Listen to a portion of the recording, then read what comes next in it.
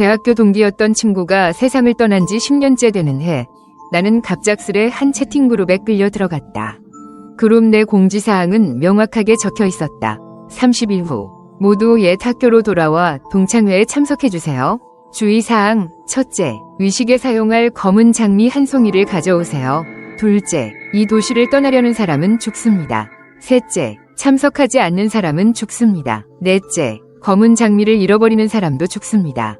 30일 후는 바로 신매가 세상을 떠난 지 10주년이 되는 날이었다. 나는 핸드폰을 들고 이 이상한 채팅 그룹을 바라보며 처음에는 오래된 친구 중 누군가의 괴상한 장난일 거라 생각했다. 몇 글자를 쳐서 물어보려 했지만 곧 그룹 내 모든 멤버가 채팅 금지 상태라는 걸 알게 되었다.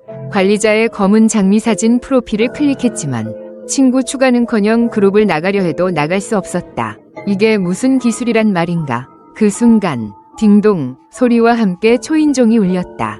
큰 창문으로 정원을 내다보았지만 아무도 보이지 않았다. 감시 카메라를 확인하니 정문 앞당에 검은 장미 한 송이가 놓여 있었다. 문득 그룹 공지사항이 떠올랐다. 의식에 사용할 검은 장미를 가져오세요. 바로 그때 개인 메시지가 도착했다. 대학 시절 이후 유일하게 연락을 유지했던 친구 장호였다. 그도 이 그룹에 속해 있었다. 그의 메시지는 이랬다. 반장이 만든 그룹이 뭐야? 너도 그 꽃 받았어? 설마 그가 복수하러 돌아온 건가? 이어서 그는 음성 메시지를 연달아 보냈다. 나는 이 말을 짚으며 대답할 기분이 아니었고 그냥 이렇게 답했다. 너무 걱정하지 마. 누가 장난친 거겠지. 별로 신경 쓰지 않고 내가 수집한 희귀 찻잔 세트를 만지작거리며 잠시 생각에 잠겼다. 그러다 가정부에게 그 검은 장미를 집 안으로 가져오라고 했다. 바쁜 일상은 여전히 평소처럼 흘러갔다. 회사는 큰 계약 몇 개를 처리하느라 정신없었고 이런 일에 신경 쓸 시간이 많지 않았다. 채팅 그룹도 조용했고 바쁘고 성공한 동창들 중 누구도 거기에 관심을 두지 않는 듯했다. 하지만 열흘 후 장호가 갑자기 전화를 걸어왔다. 목소리가 공포로 떨리고 있었다. 반장, 큰일 났어. 이훈이 죽었어. 나는 눈썹을 찌푸리며 이훈이 누구였는지 기억을 더듬었다. 이훈이 어떻게 죽었는데? 내가 묻자 장호가 말했다. 그 녀석이 도시 밖으로 출장을 가려다가 공항 가는 길에 대형 트럭에 치였어. 그 자리에서 직사했는데 머리가 날아가 수십 미터 떨어진 곳에 떨어졌대. 이건 도시를 떠나려 한 첫 번째 죽음이었다. 그룹 공지대로였다. 이 도시를 떠나려는 사람은 죽습니다. 나는 우연일 거라 스스로를 다독이며 장호를 위로했다. 하지만 채팅 그룹을 열어보니 멤버 수가 21명에서 20명으로 줄어 있었다. 방금 죽은 이유는 명단에서 사라졌다. 그 다음 일주일은 모든 게 우연이 아님을 깨닫게 했다. 그룹에서 2명이 더 죽었다. 한 명은 시골에 계신 아버지가 위독해 마지막으로 딸을 보고 싶어 했던 동창이었다. 그녀는 어쩔 수 없이 고향으로 가려 했지만 캐리어를 끌고 엘리베이터에 탄 순간 엘리베이터가 통제 불능 상태가 되어 28층에서 지상으로 추락했다. 그녀는 직사했다. 또 다른 동창은 딸아이가 검은 장미를 가지고 놀다가 잃어버렸는지 그 후 집에서 샤워 중 감전사로 죽었다. 그룹 멤버 수는 20명에서 18명으로 줄었다. 불안이 엄습하기 시작했다. 차를 몰고 별장으로 돌아와 검은 장미를 금고에 조심스레 넣고 비서에게 모든 출장 스케줄을 취소하라고 지시했다. 장호가 내 집으로 찾아왔다. 너무 무서워 앞으로 보름간 나와 함께 있고 싶다고 했다. 나는 거절하지 않았다. 그가 감탄하며 말했다. 반장, 네가 이렇게 성공할 줄 누가 알았겠어. 그는 내 별장 전용 주차장에 차를 세우고 연신 감탄사를 내뱉었다. 나는 겸손하게 대답했다. 뭐, 다들 잘 나갔잖아. 생각해보니 그랬다. 이 그룹에 끌려온 사람들은 각자 분야에서 성공한 이들이었다. 그날 밤 나와 장호는 와인을 마시며 옛 이야기를 나눴다. 그가 갑자기 물었다. 반장, 우리 경찰에 신고하는 게 어떨까? 그의 눈이 나를 뚫어져라 쳐다봤다. 나는 잠시 고민하다 고개를 저었다. 안 돼. 경찰에 신고하면 10년 전 일이 다시 조사될 거야. 장호는 와인을 한 모금 마시며 고개를 끄덕였다. 하긴 그럼 골치 아프겠네. 결국 신매의 죽음은 우리와 연관이 있었고 피할 수 없는 일이었다. 내가 단호하게 말을 끊었다. 신매는 10년 전 죽은 우리 동창이야. 장미처럼 화려하고 아름다웠던 여자였지. 며칠 뒤 그룹에서 더 이상 사망자가 나오지 않았다. 즉, 더 죽은 사람이 없었다. 바쁜 일을 마치고 별장으로 돌아올 때마다 장호가 누군가와 통화하는 모습을 봤다. 아마 남은 그룹 멤버들과 연락하려는 듯했다. 어차피 학창시절부터 그는 사교적인 녀석이었다.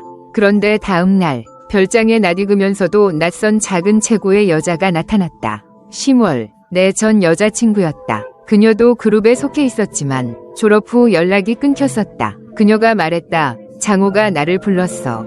그 그룹과 죽은 사람들 때문에 너무 무서워서.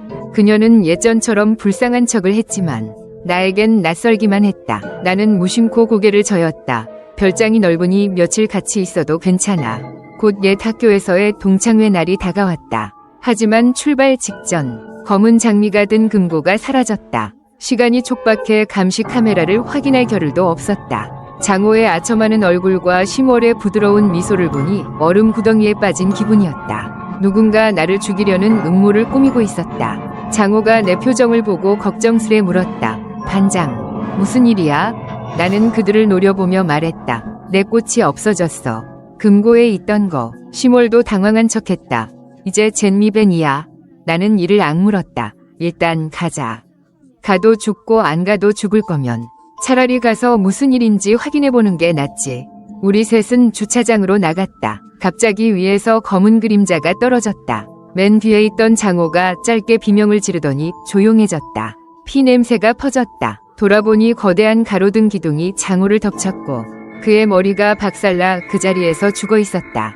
별장 경비팀이 달려와 경찰에 신고했다. 나는 두 걸음 물러서며 심장이 쿵쾅거렸다. 죽을 뻔한 건 나였다. 심월이 미소 지으며 말했다. 나한테 고마워해야겠네. 어젯밤 장호가 내 금고를 훔쳤는데 내가 알아채고 내 꽃을 그의 꽃으로 바꿔놨어. 그가 화덕해버린 건 자기 꽃이었던 거야. 그녀는 의기양양하게 웃으며 가방에서 검은 장미 2송이를 꺼내 하나를 내게 건넸다. 이제 그룹은 주최자를 포함해 17명만 남았다. 나와 심월은 옛 학교로 향했다.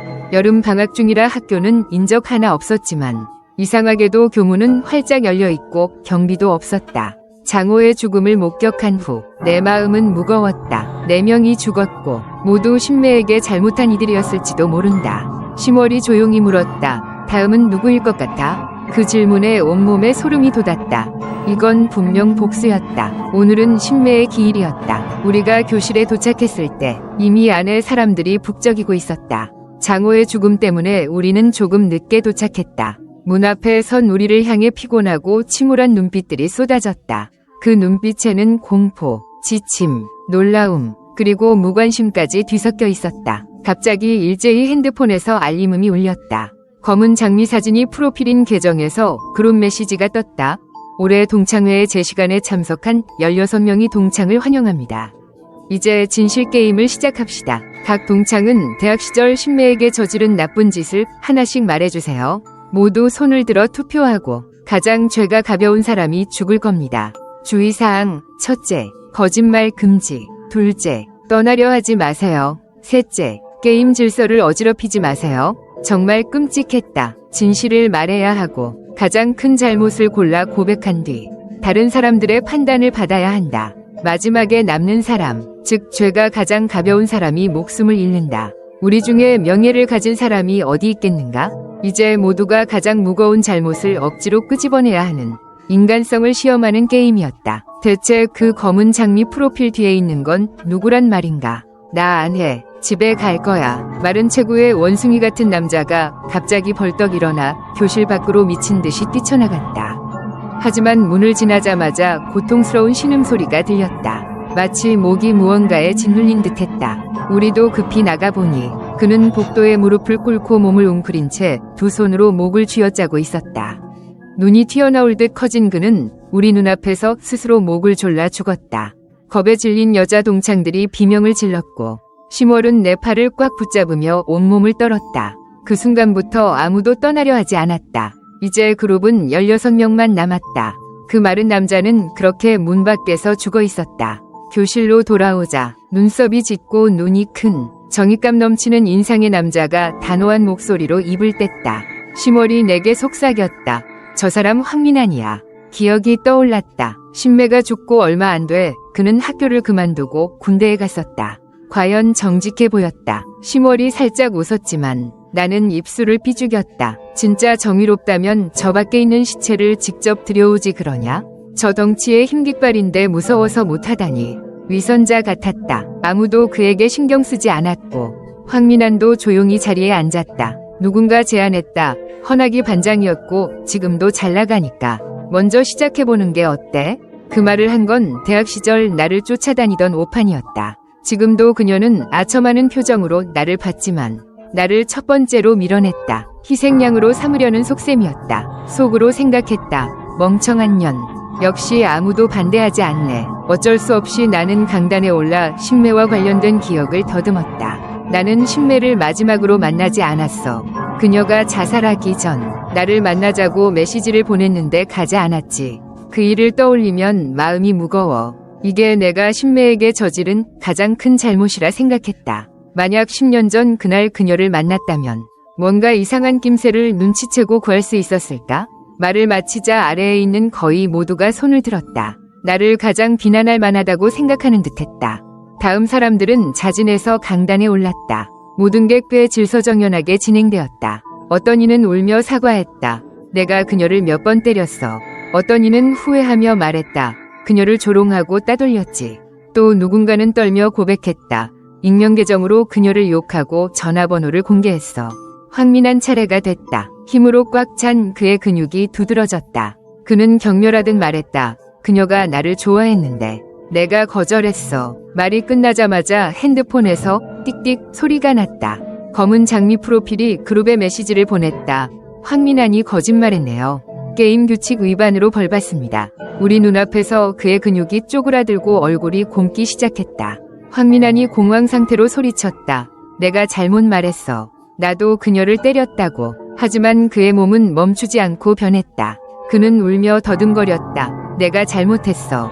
그녀를 만지고 범하려 했어. 교실이 조용해졌다. 처음부터 거짓말을 했기 때문에 나중에 진실을 말해도 죽음을 막을 수 없었다. 뒤에 있는 누군가가 그의 가장 소중한 것, 힘과 몸을 빼앗았다. 황민환은 그 자리에서 죽었다. 그 교훈 이후 아무도 거짓말하지 않았다. 오판 차례가 되자 그녀는 떨며 고백했다. 그 소문은 내가 퍼뜨렸어. 그녀가 누군가에게 후원받는다고 했지. 나는 눈썹을 찌푸렸다. 그 행동은 정말 너무했다. 신매의 죽음의 주요 원인 중 하나였다. 나는 그녀에게 손을 들었다. 마지막으로 강단에 오른 건 심월이었다. 길고 곧은 검은 머리카락이 그녀의 부드러움을 돋보이게 했고 맑은 목소리로 말했다. 내가 그녀를 옥상에 불러냈어. 신매가 뛰어내린 그 옥상 말이야. 투표 결과가 발표되자 놀랍게도 4명이 가장 낮은 표를 받았다. 그들은 공포에 눈을 부릅뜨고 애원할 틈도 없이 얼굴에 파리가 덮였다. 바닥에 쓰러져 비명을 지르며 손으로 얼굴을 긁어대더니 얼굴이 알아볼 수 없을 정도로 망가졌다. 심월이 작게 한숨을 쉬며 뭐라 중얼거렸지만 잘 들리지 않아 묻지도 않았다. 잠시 후 비명이 멎고 그들은 고통 속에 죽었다. 교실은 이상한 냄새로 가득 찼다. 피비린내, 곰팡이 냄새, 심지어 오줌 냄새까지. 아무도 입을 열지 못했고 어떤 이는 입을 막고 흐느꼈으며 어떤 이는 겁에 질려 기절했다. 나는 핸드폰을 열어 이 분위기를 견딜 수 없어 경찰에 신고하려 했다. 하지만 화면에 갑자기 글자가 떴다. 게임 질서를 어지럽히는 자는 죽습니다. 침을 삼키며 핸드폰을 내려놓았다. 경찰에 신고할 수 없었다. 주위를 보니 모두 나와 비슷한 표정이었다. 분명 그들도 위협받았을 것이다. 이제 그룹은 주최자를 포함해 11명만 남았다. 핸드폰은 시한폭탄 같았고 우리는 두려움에 그것을 책상에 내려놓고 최대한 멀리 떨어지려 했다. 공기 중에 떠도는 죽음의 냄새는 사람을 미치게 할 지경이었다. 마침내 누군가 참지 못했다. 쾅! 소리와 함께 뚱뚱한 남자가 책상을 치며 일어섰다. 머리에 대머리 패치가 있고 손에는 금시계를, 목에는 엄지손가락만 한 금목걸이를 걸고 있었다. 전형적인 졸부처럼 보였다. 순간 그가 누군지 떠오르지 않았다. 그가 소리쳤다. 분명 신매의 귀신이 복수하러 온 거야. 다 너희들 때문이야. 그때 그녀를 괴롭히고 조롱하고 궁지로 몰았잖아. 이제 나까지 같이 고통받게 됐어. 그의 얼굴이 흥분으로 붉어졌다. 삼각형 눈을 한 남자가 비웃으며 말했다. 미인을 즐길 땐 말 없더니. 살인사건 나자 조용하고 이제 죽을 때 되니까 겁나나? 뚱보는 화가 나서 얼굴이 보라색으로 변했다. 분명 아픈 곳을 건드린 것 같았는지 뚱뚱한 남자가 화를 내며 의자를 들어 삼강눈 남자를 치려했다. 하지만 작은 체구의 시몰이 갑자기 그의 손을 붙잡더니 부드럽고 다정한 미소를 지었다. 다들 잊었나요? 게임의 질서를 어지럽히면 벌을 받는답니다. 끔찍하게 죽은 사람들의 모습을 떠올리자 뚱뚱한 남자는 의자를 내려놓고 시몰을 깊이 쳐다봤다. 요물 같은 년. 옆에서 욕설이 터져 나왔다. 오판이 경멸하듯 시몰을 향해 침을 뱉었지만 그녀는 전혀 신경 쓰지 않았다. 나는 안전히 모든 상황을 지켜보며 사람들의 표정을 하나하나 살폈다. 의심스러운 자가 누구인지 알아내려 애썼다. 주최자는 우리 사이에 숨어 있을지도 모른다. 게임은 아직 끝나지 않았다. 그룹 채팅에 메시지가 다시 떠올랐다. 첫 번째 진실 게임에서 승리한 분들께 축하드립니다. 다음으로 게임이 계속됩니다. 모두 2사람씩 짝을 지어주세요. 차례로 상대가 신매에게 저지른 악행을 지적해야 합니다. 더 이상 말하지 못하면 죽습니다. 주의사항, 첫째, 거짓말은 금지. 둘째, 떠날 수 없음. 셋째, 게임 질서를 어지럽히면 안 됨. 나는 의자에 털썩 주저앉았고 식은땀이 줄줄 흘렀다. 이 규칙대로라면 이번 라운드가 끝나면 11명 중 절반만 살아남는다. 주최자를 제외하면 5명만 남는 셈이다. 미칠 것 같았다. 목 위에 칼이 매달려 있는 듯한 기분이었다. 언제 떨어질지 모르는 그 칼. 옛 동창들이 마치 엉망진창 죽처럼 소란스러운 모습을 보며 나는 억지로라도 침착하려 했다. 10년 전 나는 이름을 날렸고 10년 후에는 더 큰 성공을 거뒀다. 내가 여기서 죽을 리 없지 않은가?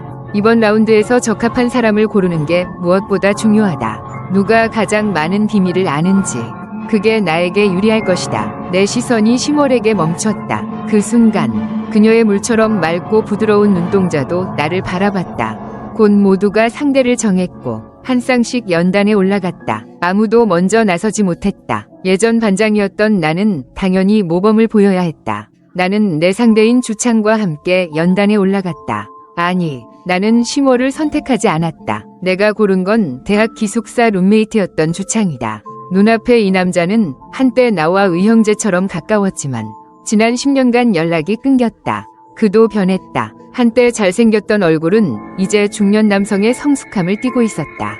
그가 나를 보며 편안한 미소를 지었다. 손을 내밀며 말했다. 오랜만이야. 대가. 예전 기숙사에서 순서를 매길 때의 호칭이었다. 내가 대가, 그가 셋째였다. 하지만 오늘 우리는 생사를 건 대결을 해야 한다.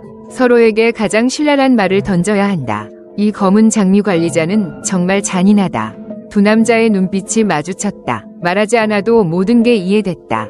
우리는 승부를 가려야 한다. 대가는 반장이라 성격이 온화하고 일처리도 확실하며 늘 큰 그림을 생각했지. 주창이 갑자기 나를 칭찬했다. 하지만 곧 목소리가 방향을 틀었다. 그런데 너도 위선자였어. 기숙사에서 우리가 여자애들, 특히 신매에 대해 떠들 때 너는 한 번도 막지 않았어. 우리 눈치만 살폈지. 나는 그처럼 길게 말하지 않고 단도직입적으로 대꾸했다. 너는 매일 신매 사진을 들고 변태 같은 짓을 했지. 내가 무슨 뜻인지 굳이 설명하지 않아도 다들 알았다. 주창이 얼굴이 하얗게 질렸다. 너는 양다리를 걸쳤잖아. 시모를 사랑하면서도 신매와 끈적하게 지냈어. 나는 이를 악물었다. 너는 신매의 영상을 퍼뜨리고 그걸로 협박했지. 그 영상은 네가 직접 찍은 거야. 주창이 당황하며 눈을 가늘게 뜨고 기억을 더듬더니 결국 터무니없는 말을 지어냈다. 네가 신매를 임신시켰잖아. 내가 말을 끊었다. 거짓말. 그러고는 차갑게 이어갔다. 신매를 범한 놈들 중에 너도 있었어.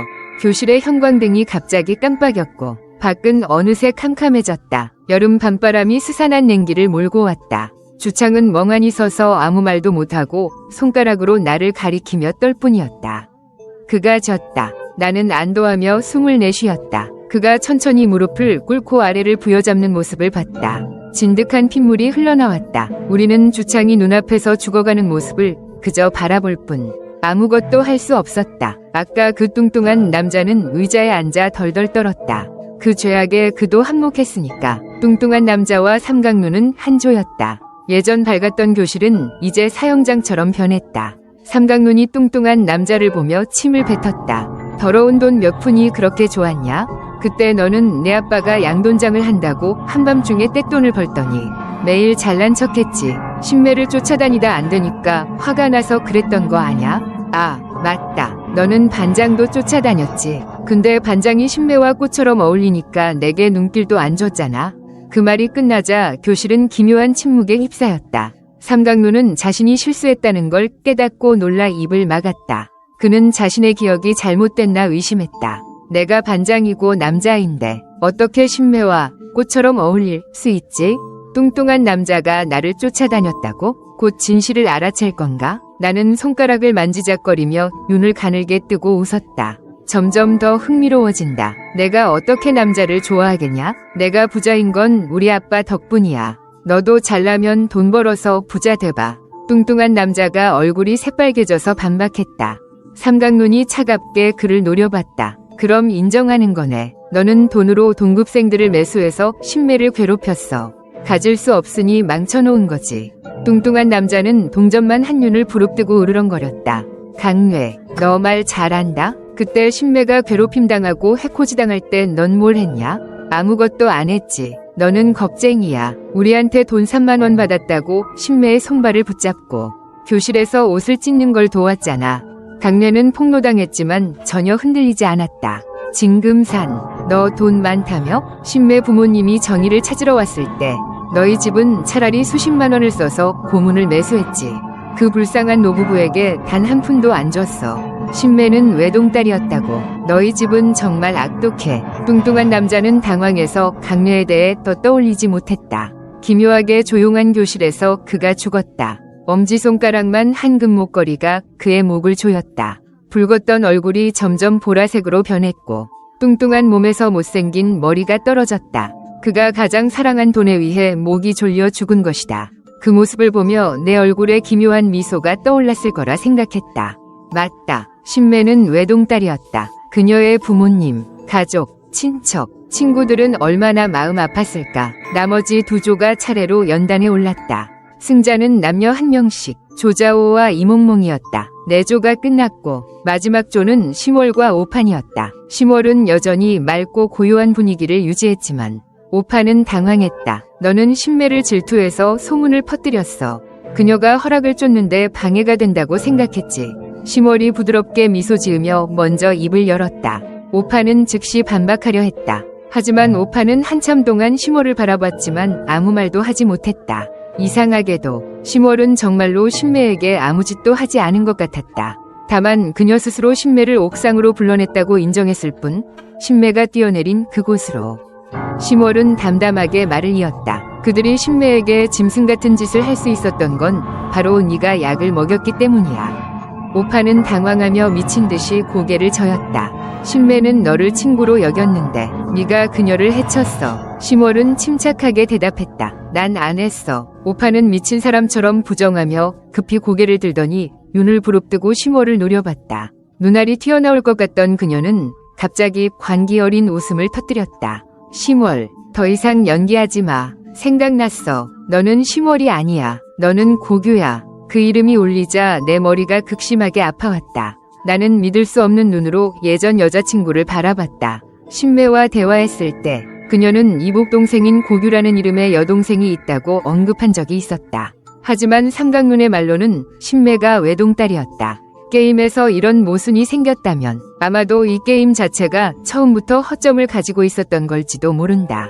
맞다. 우리는 이해할 수 없는 방식으로 이상한 동창 모임에 끌려왔고 과거의 범죄자들이 하나씩 죽어나갔다. 분명 신매가 복수를 위해 돌아온 것이다. 하지만 이 세상에 귀신이 정말 존재할 리 있나?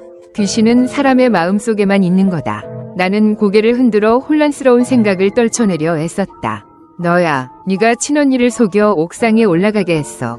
너와 내 언니는 같은 남자를 사랑했지. 허락을. 네가 그녀를 죽였어. 네가 범인이야. 오판은 구명줄이라도 잡은 듯 심월을 가리키며 소리쳤다. 나머지 네 사람, 나, 심월, 강뇌, 조자오, 이몽몽은 두 여자를 멍하니 바라봤다. 둘 중 한 명만 살아남을 것이다. 심월은 깊게 숨을 들이쉬더니 오판에게 아쉬운 미소를 지었다. 미안, 네가 거짓말했네. 나 정말 고규고 신매의 동생이 맞아. 하지만 난 범인이 아니야. 오빠는 게임 규칙을 어겼다. 살아남으려 거짓을 지어냈기 때문이다. 그녀는 혀를 깨물고 자살했고 70에서 피가 흘러나왔다. 거짓말을 너무 많이 한 자에게 어울리는 죽음이었다. 하지만 분명 그녀의 의지가 아니었다. 여전히 그 기묘한 배우가 우리를 조종하고 있었다. 이제 그룹에는 6명이 남았다. 주최자를 포함해서다. 남은 5은 나, 허락, 심월, 강뇌, 조자오, 이몽몽이었다. 심월에게 그녀의 고규라는 정체를 묻기도 전에 밤이 깊어졌다. 형광등이 다시 깜빡였다. 그룹 채팅에 메시지가 울렸다. 2번째 라운드 승자들께 축하드립니다. 다음으로 게임이 계속됩니다. 이번 라운드는 간단합니다. 모두 한 줄로 서서 각자 뒤에 있는 사람에게 한 문장을 써주세요. 마지막 사람은 첫 번째 사람에게 씁니다. 그 문장을 읽은 후 주최자를 투표로 뽑습니다. 기회는 단 한 번뿐입니다. 맞히면 살고 틀리면 죽습니다. 가장 많은 표를 받은 사람도 죽습니다. 주의사항: 첫째, 거짓말 금지. 둘째, 떠날 수 없음. 셋째, 게임 질서를 어지럽히면 안 됨. 이 규칙대로라면 이번 라운드에서 우리 거의 전멸하는 거 아닌가? 그 공포스러운 상황 속에서 심월이 내 앞 첫 번째 자리에 앉더니 미소 지었다. 재밌지? 나는 여전히 부드러운 그녀의 눈, 내 옛 여자친구의 눈을 보며 입꼬리를 살짝 올렸다. 꽤 재밌네. 그녀는 다정한 미소를 유지하며 내 귀에 속삭였다. 우리 모두 죄가 있지만 반장님, 당신 죄가 제일 무겁네요. 나는 입꼬리를 휘며 그녀의 붉어진 눈을 피했다. 심월이 첫 번째, 내가 두 번째, 강뇌가 세 번째, 조자오가 네 번째, 이몽몽이 다섯 번째였다. 이번 라운드는 무엇을 시험하는 걸까? 신뢰? 우리 다섯 사이에 신뢰 따위가 있을 리 없잖아. 나는 심월의 뒷목을 뚫어지게 바라봤다. 그녀가 열심히 쓰는 모습이 보였다. 진짜처럼 연기하네. 나도 쓰기 시작했다. 뒤에 있는 강뇌가 나를 믿고 표를 주지 않게 뭐라고 써야 할까? 근데 왜 내가 그를 설득해야 하지? 나는 주최자가 아니란 걸 안다. 그가 나를 고르면 그가 틀린 거고 죽을 거다. 나는 그가 죽길 바란다. 아니, 정확히는 다들 죽었으면 좋겠다. 잠시 후 심월이 나에게 종이를 건넸다. 이몽몽이 주최자야. 그녀 목덜미에 빨간 점이 있어. 신매와 똑같아. 신매가 그녀 몸에 들어간 거야. 한 문장만 써야 하니 당연히 마침표는 없다. 나도 내가 쓴 종이를 강뇌에게 건넸다. 종이를 본 후 모두 투표를 시작했다. 각자 주최자의 이름을 종이에 썼다. 나는 심월을 봤다. 그녀의 머리카락이 나를 찡그리게 했다. 그녀를 믿어야 할까? 이 옛 여자친구는 정말 모든 걸 다시 보게 만든다. 잘못 쓰면 거의 확실히 죽는다. 나는 한숨을 쉬며 결국 이몽몽 세 글자를 썼다. 처음부터 끝까지 별 인상 없는 여자. 커다란 검은 안경을 쓰고 긴 앞머리로 눈을 가린 그녀. 얼굴조차 기억나지 않는다. 우리 대학에 그런 사람이 있었나? 시간이 느리게 흘렀다. 여름 한복판 교실에 시체가 쌓이고 악취가 퍼졌다. 전화가 울렸다. 결과가 나왔다. 누군가 죽을 것이고 주최자가 곧 드러날 것이다. 내게 낯선 조자오가 죽었다. 그의 눈알이 터지고 입이 썩어 떨어졌다. 그 눈과 입이 신매를 어떻게 상처 줬을까? 아마 그녀가 해를 입은 후 이렇게 조롱했겠지. 신매, 왜 안 죽어? 왜 우리가 다른 애는 안 괴롭히고 너만 괴롭히겠어? 분명 너한테 문제가 있는 거야. 강뇌도 죽었다. 손발이 부러지고 사지가 천천히 떨어져 산 채로 몸통만 남았다. 신매가 모욕당할 때 방관하고 심지어 괴롭힘에 가담한 대가일까? 내가 강뇌에게 쓴 종이를 떠올렸다. 내가 아니야. 하지만 심월이 의심스러워. 그가 내 이름을 쓸 거란 걸 뻔히 알았다. 강뇌는 늘 잘난 척했다. 신매와 같은 가난한 출신임에도 그녀를 괴롭혀 상류층에 끼려 했던 놈. 평범한 주제에 고상한 척. 내 말 따위 믿을 리 없었다. 예상대로였다. 나는 웃음을 터뜨렸다. 이제 나, 심월, 이몽몽만 남았다. 내가 이몽몽을 썼고 죽지 않았으니 내가 마친 거다. 하지만 그룹에는 주최자를 포함해 4명이 남아야 한다. 갑자기 뒤에서 의자가 넘어지는 소리가 났다. 돌아보니 이몽몽이 일어섰다. 그제야 이상함을 깨달았다. 무더운 여름밤에 그녀는 긴 소매와 긴 바지, 긴 검은 바람막이를 입고 있었다. 긴 머리가 얼굴을 가려 음산해 보였다. 그녀가 우리를 향해 돌진해왔다. 이몽몽이 달려들어 심월이 나에게 준 종이를 내 손에서 낚아챘다. 그녀의 손이 우연히 내 손에 스친 순간 나는 얼음처럼 차갑고 딱딱한 기운을 느꼈다. 그녀는 종이를 흘깃 보더니 기묘한 미소를 지었다. 심월, 너 이 사람을 아끼는 거야? 목소리는 쉰 목으로 마른 가지가 얼굴을 긁는 듯 거칠었다. 우리 반에 이몽몽이란 사람은 없었잖아. 나는 주먹을 꽉 쥐었다. 그녀가 무슨 수작을 부려 우리 모두를 속였는지 이해할 수 없었다. 그렇다면 정말 신매의 홀령이 복수를 위해 돌아온 걸까? 몸이 떨리기 시작했다. 심월도 일어서더니 나에게 미안한 미소를 지었다. 미안해. 허락. 너희들이 내 언니 신매를 죽였어. 나는 언니를 위해 복수해야 했어. 나는 이몽몽이 몸을 돌리는 모습을 봤다. 그녀의 목덜미에 있는 빨간 점이 과연 이상한 빛을 발하고 있었다. 너희 이 계획을 얼마나 준비한 거야? 나는 두려움을 억누르며 침착하려 애썼다. 10년, 심월이 고개를 숙이며 약한 모습을 드러냈다. 나는 태국에서 10년간 영혼 기르는 술을 배웠어. 내 이름은 심월이야. 대학에 입학하기 전에는 이 이름을 쓰지 않았어. 나는 고교였어. 원래 엄마 성을 따랐지. 나에게는 정말 뛰어난 언니가 있었어. 아버지는 같고 어머니가 다른 언니였지만 우리는 아주 가까웠어. 우리 가족은 화목했어. 어릴 때부터 언니는 고귀한 꽃 같았어. 몸매는 우아하고 얼굴은 빛났으며 공부도 잘했지. 나는 언니를 따라다니는 작은 꼬리 같았고 언니를 본보기로 삼았어. 언니는 내 자랑이었어. 하지만 언니가 대학에 들어가면서 모든 게 변했어. 언니가 집에 올 때마다 온몸에 상처가 가득했어.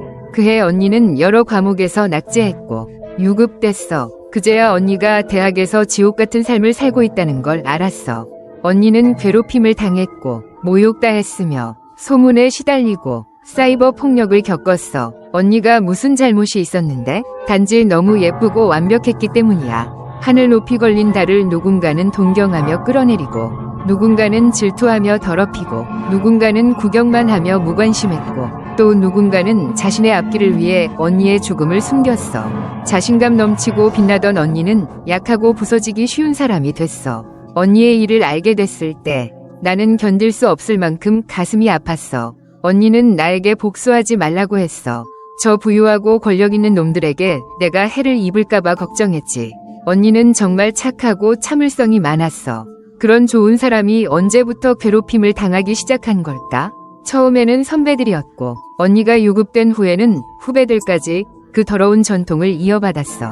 그들은 언니를 장난감처럼 여기고 몸과 마음을 마음대로 짓밟았어. 소문을 퍼뜨리고 화장실에서 언니를 가둬 사진을 찍고 영상을 찍고 언니를 괴롭히는 걸 즐기며 병에 걸리게 하고 언니를 침범하고 위급할 때 버려두고 모든 일에 침묵했어. 그들 모두 죽어 마땅해. 그날 나는 언니를 옥상에 불렀어. 우리 자매가 자주 만나 바람을 쐬며 쉬던 곳이었지. 나는 언니에게 말했어. 언니, 저들이 언니를 이렇게 대하는 걸 더는 참을 수 없어. 경찰에 신고할게. 언니는 울면서 내 손을 꼭 잡았어.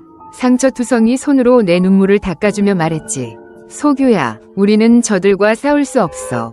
부모님은 이 도시에 계속 살아야 하고 너에게는 긴 미래가 남아있어. 언니는 이미 망가졌어. 언니의 무너진 표정을 보니 언니가 삶에 대한 믿음과 희망을 모두 잃었다는 걸 알았어. 언니는 한마디도 하지 못하고 저항할 용기도 없었어. 결국 언니는 뛰어내렸어. 내 눈앞에서 장미꽃이 붉은 피로 물들었어. 언니가 죽고 부모님은 극심한 고통에 빠졌어. 나는 이름을 바꿨어. 언니의 삶까지 짊어진 거야. 졸업 후 태국으로 가서 예술을 배웠고 10년간 고련하며 성취를 이뤘어. 언니의 혼을 불러냈어. 지금의 이몽몽이 바로 언니야. 나는 10년간 언니의 살아있는 혼을 키웠어. 언니가 예전의 신매가 아니란 걸 알지만 너무 그리웠어. 언니와 함께 복수하고 싶었어. 나는 언니에게 귀신의 힘을 쓰라고 했어. 내 영혼 기르는 술과 결합해 이 그룹을 만들고 저 도살자들을 죽이게 했어. 이몽몽은 정말 주최자야. 내 언니의 홀령이지. 심월은 창백해진 내 얼굴을 보며 기쁘게 웃었다. 아마 너를 정말 사랑했던 적도 있었을 거야. 하지만 네가 그들 중 하나, 심지어 가장 중요한 범인일 줄은 몰랐어. 허락, 네가 왜 마지막까지 살아남았는지 알아? 나는 고개를 저었다. 그녀는 착하게 설명했다. 내 죄가 너무 무거워서야. 언니는 너를 빛으로 여겼지만 너는 언니를 전혀 지켜주지 않았어. 네가 지금 이 자리에 오른 게 어떻게 된 건지 기억나? 경찰이 조사하러 왔을 때 너는 고문의 말을 듣고 대학원 추천 자리를 위해 입을 다물었어. 심지어 다른 사람들도 그 자리를 받게 설득해서 침묵하게 했지. 이 그룹의 놈들은 10년 전 돈을 받아 입막음하거나 그 추천 자리를 받았어. 10년 후 다들 성공한 사람이 됐지. 하지만 내 언니는 죽었잖아. 허락, 너 알아? 네가 제일 미운 놈이야. 그때 장호가 경찰에 신고하려고 진실을 말하려 했을 때 네가 막았어. 걔는 내 부하였고 너는 그들을 이끌고 영상을 찍어서 올렸어. 언니가 그런 삶을 살아서 자초했다고 했지. 잘했네. 네티즌들이 다 믿더라. 죽은 언니를 욕하고 당연하다고 했어. 심월은 10년간 쌓인 말을 쏟아냈다. 내 표정이 변하고 고개를 숙이는 걸 보며 그녀는 복수가 곧 성공했음을 알았다. 나와 이몽몽이 너를 죽일 거야. 갑자기 내가 입을 뗐다. 심월, 내 언니가 죽어서 많이 힘들었지? 10년 복수해서 이제 대고를 갚았으니 속이 후련하겠네. 드디어 내 기분을 알겠어. 살인자야? 좋아. 컷. 갑자기 텅 빈 모의 영화 세트가 환하게 밝아졌다. 구석에 숨겨진 카메라들이 드러났다. 스태프들이 바쁘게 오갔다. 학교 안에 놓인 수십 개의 모의 캡슐에서 기묘한 빛이 났다. 수염난 남자가 달려왔다. 허 총재님, 수고하셨습니다. 직접 체험하시느라 나는 머리를 문지르며 모의 캡슐에서 일어났다. 정신이 빠르게 맑아졌다. 기억났다. 지금은 2032년이다. 나는 허락이야. 신매는 내 여자친구였어. 10년 전 그녀가 죽었지. 나는 10년간 심혈을 기울여 거대한 투자를 하고 세계 최고의 팀을 꾸려 결국 나는 라이브 방송 모의 캡슐을 연구하는 데 성공했다. 이것은 내가 신매를 위해 복수하기 위해 세심하게 준비한 전 세계 라이브 재판이었다. 모의 캡슐 안에서 죽어야 했던 장호, 이원, 오판 같은 사람들은 사실 깊은 잠에 빠져 있을 뿐이었다. 그들은 죽지 않았다. 모두 첨단 기술이 만들어낸 환영일 뿐이었다. 하지만 그 죄악들은 진짜였다. 이 순간 심월과 이몽몽은 각자의 모의 캡슐 안에 누워 있었고 그들의 몸과 위식은 얼어붙어 있었다. 하룻밤 쉬고 나서 나는 정신을 차렸다. 나의 검은 장미는 아직 끝나지 않았다. 10년 전 경찰이 이 일을 해결하지 못했으니 내가 직접 나설 것이다. 법이 그들의 죄를 심판하지 못한다면 내가 결정하겠다. 너도 이제 내 기분을 알겠지. 살인자? 내가 갑자기 입을 뗐다. 심월은 여전히 언니 신매에 대한 사랑을 감동적으로 말하다가 갑자기 멍해졌다. 터무니없어. 심월이 떨며 미친 듯이 반박했다. 내가 그런 짓을 했을 리 없어. 절대 언니를 해치지 않았어. 나는 한숨을 쉬었다. 하지만 신매는 내 언니가 아니야. 이 세상에 고규라는 사람은 존재하지 않았어. 그건 내가 모의 캡슐에 추가한 설정일 뿐이야. 일부러 그런 요소를 넣어서 네가 신매의 죽음을 가족의 입장에서 겪게 했어. 내가 느꼈던 고통을 느끼고 사랑하는 사람을 위해 복수하는 가족의 관점에서 네가 증오를 풀고 내 감정을 이해하게 했지. 범죄자가 범죄자인 이유, 폭력이 존재하는 이유는 그들이 고통을 모르기 때문이야. 하지만 그들이 고통을 느낀다면 그들이 피해자의 가족이 되어 사랑하는 사람이 괴롭힘당하고 고문당하고 죽는 걸 직접 보면 분명 복수하고 싶고 범인들을 모두 죽이고 싶을 거야. 그러다 결국 자신이 그 범인이었다는 걸 알게 되는 거지. 복수는 결국 허망한 꿈에 불과해. 재밌지? 심월의 눈빛에서 빛이 점점 사라졌다가 다시 천천히 모였다. 한참 후 그녀는 나를 보며 완전히 청성해졌고 공포로 가득 찬 눈빛을 띄었다. 도대체 네가 누구야? 나는 담배에 불을 붙이며 크게 웃었다. 오랜만이야. 심월, 자기소개할게. 나는 허락이야. 신매의 남자친구. 하지만 너희가 아는 허락이 아니야. 너희 동급생도 아니지. 예전에는 아마 나와 그들이 서로 알지도 못했을 거야. 전부 모의 캡슐의 설정이야. 고규 이야기의 대부분은 사실이야. 예를 들어 신매가 빛으로 여겼던 반장이 정말 있었어. 같은 성씨라 신매는 그를 가장 친한 친구로 여겼지. 하지만 결국 그 사람이 신매를 절망의 구렁텅이로 밀어넣었어. 신매는 절망 속에서 그에게 전화해 따졌지만 그 친한 친구는 신매를 옥상에 불러내 밀어버렸어. 이후 그 사람은 대학원 추천 자리를 받고 범인들을 설득해 침묵하게 했지. 10년 후 그 사람은 유명한 사업가가 됐어. 그 반장이 바로 심월이야. 그녀가 반장 허락에게 뒤집어 씌운 죄들은 사실 그녀 자신의 죄였어. 심월은 패배한 닭처럼 의자에 주저앉아 머리를 부여잡고 고통스러워했다. 아니야, 믿을 수 없어. 내가 가볍게 손뼉을 치자 처음 풍경이 사라졌다. 우리는 모이 캡슐로 가득한 영화 세트로 돌아왔다. 심월의 동공이 수축하며 강한 빛에 적응했다. 그녀는 자신이 모이 캡슐 안에 누워있다는 걸 깨닫고 벌떡 일어났다. 수많은 스태프와 옛 동창들이 차례로 깨어나는 모습이 보였다. 아무도 죽지 않았다. 하지만 이건 죽음보다 더 무서웠다. 하하하. 심월이 갑자기 크게 웃더니 정확히 나를 찾아 눈을 맞췄다. 신매가 너 같은 남자친구를 둔 게 정말 부럽다. 옆에서 이몽몽이 모이 캡슐 안에서 울부짖었다. 그럼 나는 누구야? 나는 누구야? 집에 가고 싶어. 더 이상 교실에서 당당하게 비난하던 모습이 아니었다. 모이 캡슐에서 나온 사람은 주름투성이의 백발. 왜소한 몸, 분명 노파였다. 어떤 동창도 아니었다. 나는 입꼬리를 올렸다. 죄가 가장 무거운 자가 제일 오래 살았네. 그럼 저 여자는 누구지? 눈물이 날 정도로 웃으며 말했다. 이몽몽, 정말 잊었나? 당신은 10년 전 신매의 지도교수였어. 맞아. 신매는 당신 제자였지. 당신은 그 더러운 지도교수야. 모든 걸 은폐하고 학생들 입을 막은 주도자였어. 지금 이렇게 된 건 지난 10년간 신매에 대한 악몽이 당신을 밤마다 괴롭혔기 때문이야. 정신과 육체가 고통받고 혼란스러워져 급격히 늙은 거지. 나는 오른쪽 빈 공간을 보며 속으로 칭찬했다. 잘했어. 모두가 보지 못하는 네트워크 공간에서 라이브 방송 화면 앞에 수많은 시청자들이 분노했다. 신매가 뭘 잘못했는데? 예쁘고 착하고 공부 잘하고 길고양이와 들개도 먹이를 줬던 아이야. 왜 저들이 괴롭힌 거야? 왜 죽인 거야? 법이 이 악마들을 처벌하지 못하나? 전부 악인이야. 신매가 너무 불쌍해. 반장 심월, 그 더러운 놈. 지도교수도 더러워. 누군가 끼어들었다. 왜 다른 사람 안 괴롭히고 신매만 괴롭혔지? 나도 그 여자한테 문제가 있다고 봐. 곧바로 반박이 쏟아졌다. 꺼져. 키보드 워리어. 피해자 유죄론이냐? 그럼 길 가다 걔한테 물리면 네가 못생겨서 그런 거야? 피어나는 장미 하나 지켜주지 못하고 악마들이 꺾게 놔둬야 하나? 저놈들 다 죽어. 댓글이 비처럼 쏟아졌다. 이 라이브 방송에서 그들은 진실을 보았을 뿐 아니라 신매의 모든 고통을, 그녀와 옛 동창들 사이의 관계를 영화처럼 되감아봤다. 나는 그들의 죄를 전 세계 앞에 공개했다. 내가 무슨 방법을 썼냐고? 하하하. 나는 오른쪽을 보며 말했다. 당연하지. 첨단 기술이야. 세계 곳곳에서 사람들의 휴대폰 화면에 검은 장미가 동시에 떠올랐다. 붉은 글씨가 반짝였다. 신매의 죽음에 대해 심판하고 싶나요? 누가 죄가 있다고 생각하면 그들에게 장미를 던지세요. 여러분의 장미 하나하나가 재판에 큰 의미가 있습니다.